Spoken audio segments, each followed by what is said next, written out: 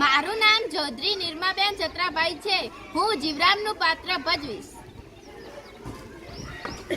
મારું નામ પ્રજાપતિ જેતનાબેન પ્રવીણભાઈ છે. હું ગંગાનું પાત્ર ભજવીશ. મારું નામ પ્રજાપતિ નિકિતાબેન લલિતકુમાર છે. હું રંગલાનું પાત્ર ભજવીશ. મારું નામ સીતા મિત્તલબેન કેવળભાઈ છે. હું સોમનાથનું પાત્ર ભજવીશ. મારું નામ ઠાકોર જસીબેન દીપાભાઈ છે. હું આજે રઘનાથનું પાત્ર ભજવીશ.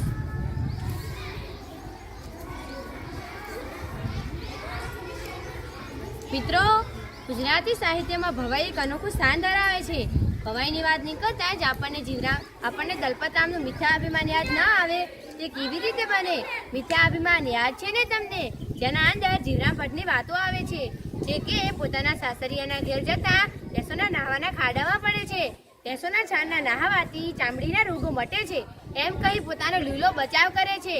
હા, એ જીવરામ ભટ્ટ જે કે પોતાના વાંચાળ અને અહંકાર વૃત્તિઓથી પોતે બુદ્ધિશાળી છે અને પોતે આંધળા નથી તેવું બતાવવા સાબિત કરવા પ્રયત્નો કરે છે અને છેલ્લે તો પકડાઈ જાય છે.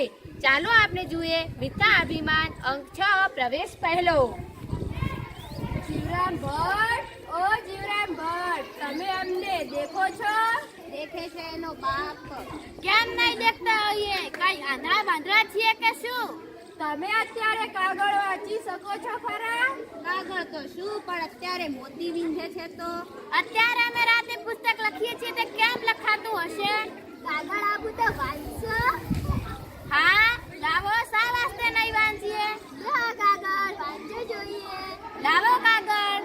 એ તમારા પગ આગળ પડી છે, નીચે નમીને લઈ લ્યો. તમારી આગળ નીચા નમવાની અમારે ગરજ નથી. નમંતી ફલીનો વૃક્ષા નમંતી ગુણીનો જના શુષ્ક કાષ્ટમ ચ મૂર્ખાચ ન નમંતી કદાચર. આનો અર્થ છે કે ફળવાળા વૃક્ષો નમે કે ગુણવાન માણસ નમે, પણ સૂકું લાકડું કે મૂર્ખ કદી ન નમે. આ કાગળ વાંચવું જોઈએ. જોજો ભાઈઓ, સૂરદાસજી કાગળ વાંચે છે. ખરેખર વાંચશે કે શું? એમાં તો ઝીણા અક્ષર છે. પેલા મોટા અક્ષરવાળો કાગળ વાંચવા આપ્યો હતો ઠીક, કાંઈ ઝીણા નથી. આંધળો પણ વાંચી શકે તેવા મોટા જીવા જેવા અક્ષર છે ને. આલ્યો તારે તમારો કાગળ અમારે નથી વાંચવું. કેમ થયું છે? તમે કહો છો કે આંધળો વાંચી શકે એવા અક્ષર છે, તો અમે કઈ આંધળા નથી કે એવો અક્ષર વાંચીએ. દેખતા વાંચી શકે એવો કાગળ હોય તો વાંચીએ. જીવરામ ભટ્ટ, ઓ જીવરામ ભટ્ટ, આ કેટલા આંગળા છે કહો જોઈએ? કહીએ તો શું આપશો? લાખોની લાડી આપી છે ને હજી શું આપી? અત્યારે દેખી શકતો હો તો કહો. એમાં શું કહેવું છે? 5 છે. જુઠ્ઠા પડ્યા, જુઠ્ઠા પડ્યા. શી રીતે જુઠ્ઠા પડ્યા? અભિમાનીને અંતરે ભાસે જો નીજ ભૂલ, તો પણ તેની જીભથી કદી ન કરે કબૂલ. 3 આંગળીઓ ઊભી રાખીને 2 આંગળીઓ વાળીને મેં પૂછ્યું હતું. ત્યારે અમે પણ એ જ કહ્યું કે નહીં, 3 આંગળીઓ અમે ઊભી દીધી અને 2 વાળેલી દીધી. તે બધી મળીને 5 દીધી, માટે 5 કહી. તમે ક્યારે એમ પૂછ્યું હતું કે કેટલી ઊભી ને કેટલી વાળેલી છે? વાળવા કેટલા આંગળા છે કહો જોઈએ. આ 1, 2, 3 અને 4 છે. જૂઠા પડ્યા, જૂઠા પડ્યા. શી રીતે જૂઠા પડ્યા? અમે કદી જૂઠા પડીએ જ નહીં. વાચાળ જો વાદ વૃથા જ થાપે, તથાપી તે સત્ય કરી જ આપે. ખરી સભામાં સત્વાર ભૂલે, તો તથાપી જીભે કદી ન કબૂલે.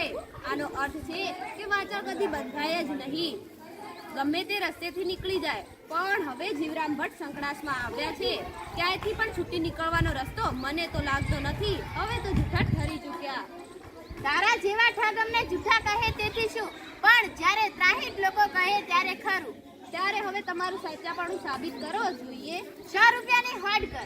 જો અમે જૂઠા ઠરે તો તને 100 રૂપિયા આપીએ, અને જો તું જૂઠા ઠરે તો તારી પાસેથી અમે 100 રૂપિયા લઈએ. જાદુગર સાથે કે વાચાળ સાથે કદી હોડ કરીએ જ નહીં. કહ્યું છે કે તેમની તદબીરો ઘણી હોય છે. વાચાળ શું હોડ કદી ન કીજે, જાદુગરોથી વળ બાંધીને બીજે. સુજે ન તેના સગળા સિરિસ્તા, વિચિત્ર તેની છળની વ્યવસ્થા. 5 આંગળા ખુલ્લા રાખીને મેં પૂછ્યું હતું કે કેટલા આંગળા છે. તે ખરી વાત. અમે 4 આંગળીઓ દીધી, માટે 4 કહી. 5મો તો અંગૂઠો છે, આંગળી ક્યાં છે? જોયું ને મિત્રો, જીવરામ ભટ્ટ કેવા પકડાઈ ગયા. એમના સાસરિયાના ઘરે બધાને ખબર પડી ગઈ કે જીવરામ ભટ્ટ આંધળા છે.